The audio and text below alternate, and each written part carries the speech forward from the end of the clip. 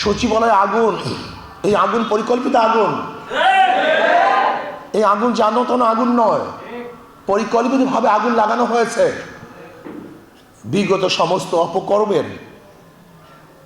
অপকর্মের রেকর্ডকে জ্বালিয়ে দেওয়া হয়েছে যেন অপকর্মের কোনো রেকর্ড না থাকে।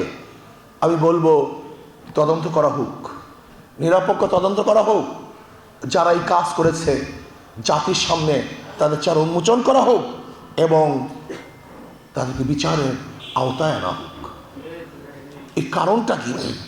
দেশ নিয়ে ষড়যন্ত্র, মানুষের জীবনযাত্রার মান খুবই খারাপের দিকে চলে যাচ্ছে। আজকে দ্রব্যমূল্যের গতি প্রতিদিন ঊর্ধ্বগতি, মানুষের জীবনযাত্রার অবস্থা খুবই খারাপ। এর কারণ হল এই, মাদার গাছ লাগিয়ে আমের আশা করা যায় না। তেঁতুল গাছের মাধ্যমে মিষ্টি ফলের আশা করা যায় না। চোর ডাকাত দুর্নীতিবাজের মাধ্যমে দেশ দুর্নীতি মুক্ত করা যায় না। সন্ত্রাসের মাধ্যমে সন্ত্রাস মুক্ত দেশ উপহার দেওয়া যায় না। শুধু চেহারার পরিবর্তন হয়েছে। আগে চুরি করেছে লেন্টু, এখন চুরি করে ফেন্টু।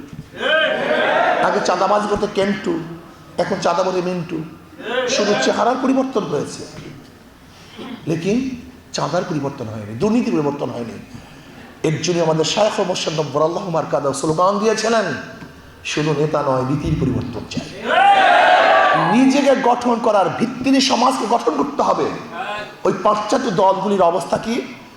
সেখানে যদি ফেরেশতারাও ঢুকে আজাজিল হয়ে বের হবে। আপনি দেখেছেন বুয়েটে আবরারকে কারা হত্যা করেছিল? সর্বোচ্চ বিদ্যাপীঠের ছাত্র, সেই বুয়েটের ছাত্ররাই আবরারকে হত্যা করেছিল। তারা কত ভালো ছাত্র ছিল, তারা যদি ভালো রেজাল্ট করতে না পারতো, মেধাবী না হতো, তাই বুয়েটের মতো বিদ্যাপীঠে ভর্তি হতে পারতো না।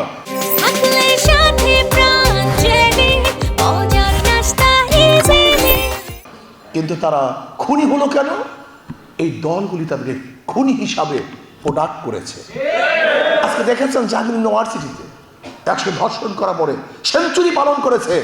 এরা মেধাবী ছিল, কিন্তু এই দল তাদেরকে ধর্ষক বানিয়েছে। আজকে হাজারো ছাত্ররা খুনি হয়ে গেছে এই দলের মধ্যে এসে। এই দলগুলি একজন ভালো ছাত্রকে চাঁদাবাজ বানিয়ে দেয়। এই দলগুলি একজন ভালো মানুষকে ডাকাতে পরিণত করে। কাজে এই ছাত্র আন্দোলনের স্লোগান কি? নিজে পরিবর্তনের ভিত্তিতে সমাজকে পরিবর্তন করতে হবে। নিজেকে আদর্শিকের মাধ্যমে সমাজকে আদর্শবান করতে হবে। নিজে চোর, নিজে ডাকাত, নিজে দুর্নীতিবাজ, আর আপনার সমাজকে দুর্নীতিমুক্ত করবেন কিভাবে? এটা সম্ভব না। আজকে একদল আছে যারা যেন একটা নির্বাচন চায়।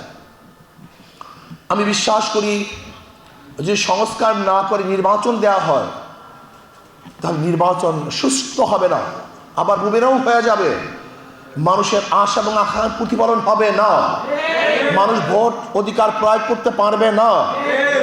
মানুষ যাকে ভোট দেওয়ার জন্য কেন্দ্রে যাবে তাকে ভোট দিতে পারবে না যদি এই পরিস্থিতিতে নির্বাচন হয়।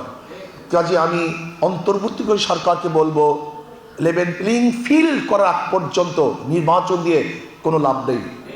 আসুন পিআর সিস্টেমে নির্বাচন হোক, সংখ্যানুপাতিক হারে নির্বাচন হোক, যেখানে পেশি শক্তি ব্যবহার করতে পারবে না, যেখানে কালো টাকার সরাসরি হবে না, বরং জাতীয় এক সরকার হবে যে সরকারের ফেসিস হবে না।